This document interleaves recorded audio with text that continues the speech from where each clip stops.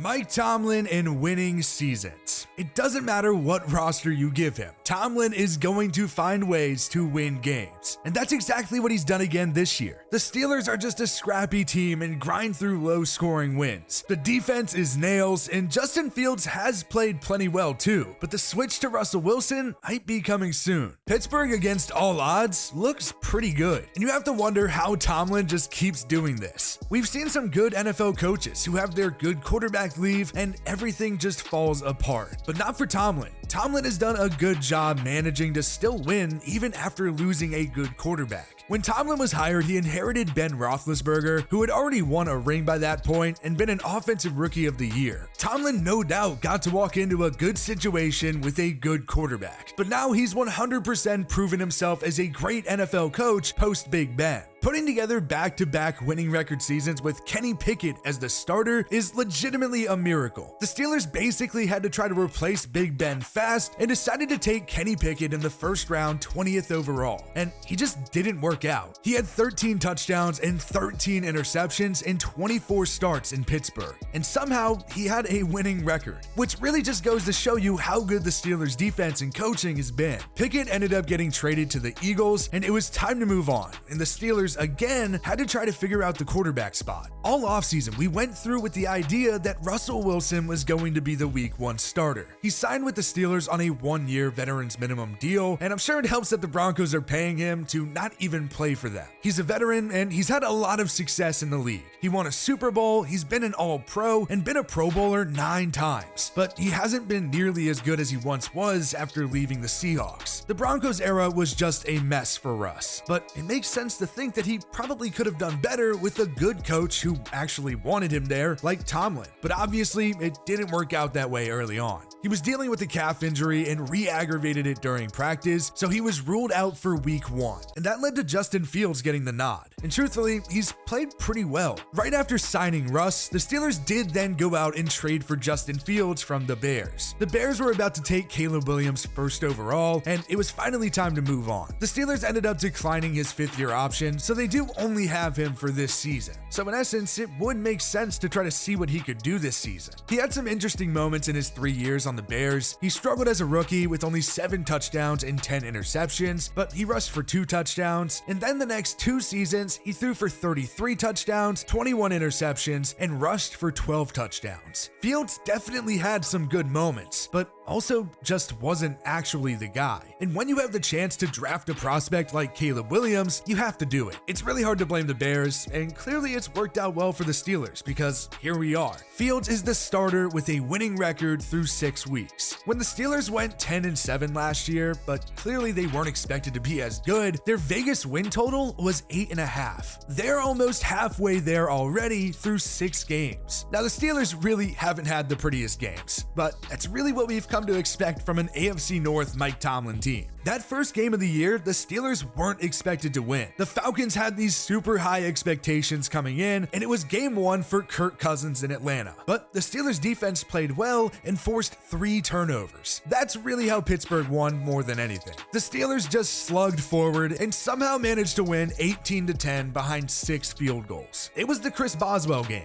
Fields played a big role on the ground with Najee Harris, but did a good bit in the pass game too, especially to George Pickens. The next week, the defense again was the story. The Steelers did score a touchdown though. Darnell Washington had like the lone touchdown, and Pittsburgh won 13-6, which just goes to show you how good the defense was again. It was just a mess for Bo Nix. He threw 2 picks, and that Steelers defense is just so good. Then in week 3, the Steelers defense held the Chargers and Justin Herbert to 10 points.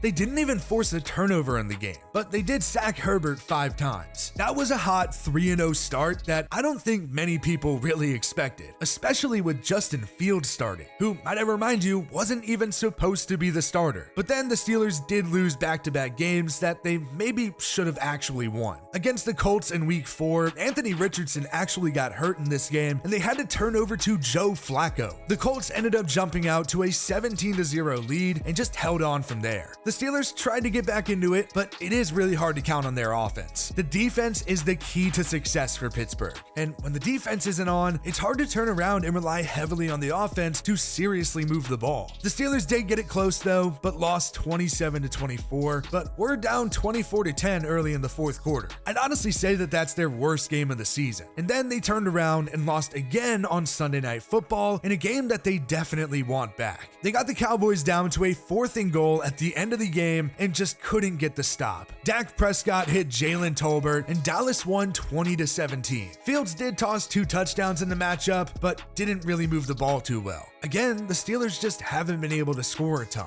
Until week 6. The Steelers did finally break the 30 mark and beat the Raiders 32-13. But even then, Fields didn't actually throw a touchdown, but he did rush for 2, so that helps. Najee Harris finally got it going and rushed for over 100 yards, and he even punched one in. That was honestly a really good sign, and it's definitely the best we've seen Pittsburgh move the ball this season. Justin Fields actually has played pretty well in his first 6 games. I mean, he didn't make any silly mistakes, which feels like the biggest thing here. He had a 66.3 completion percentage to go with 1,106 yards, 5 touchdowns, and a single interception. Yes, just 1 interception. Then, of course, Fields makes a big impact in the run game as always. He carried it 55 times for 231 yards and 5 touchdowns. It really does feel like he's playing pretty well, and above all else, the Steelers are winning games. But if Mike Tomlin thinks the team has a better ceiling with Russell Wilson behind center, then they have to make that switch. And regardless if you like it or not, it's time for the Steelers to at least try out Russell Wilson, who they did want to be the original starter all along.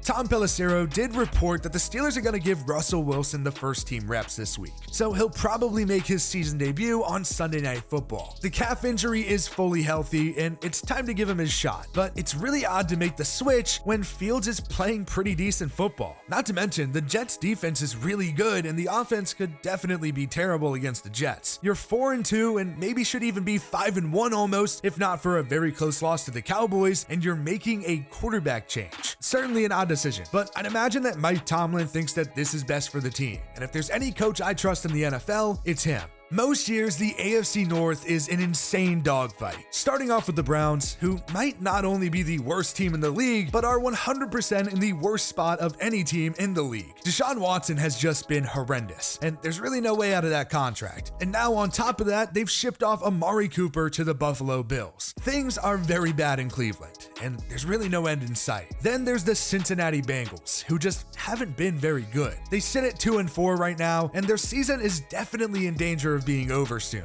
They just aren't clicking, and they really haven't even looked like a good team at all this year. So really, the AFC North crown is only between 2 teams. The Steelers are 4-2, and right there with them at 4-2 is definitely the favorite, the Baltimore Ravens. It was a slow start for Baltimore, but they've since won 4 straight games and really just figured everything out. They're coming off of a win against the very hot Commanders, and honestly, Lamar Jackson might be playing better than he did last year when he won the MVP. He is just that good. And that offense, now that he has Derrick Henry in the backfield, is just unstoppable. The Steelers' path to winning the AFC North is a very tough and probably unlikely one, but they look like they could be a playoff team with that defense and at least decent quarterback play. Ultimately, they know what Justin Fields can look like in that offense, and if there's a chance Russell Wilson could be better, might as well give him a chance. It is risky, but if it doesn't work out, you might have to go back to Fields.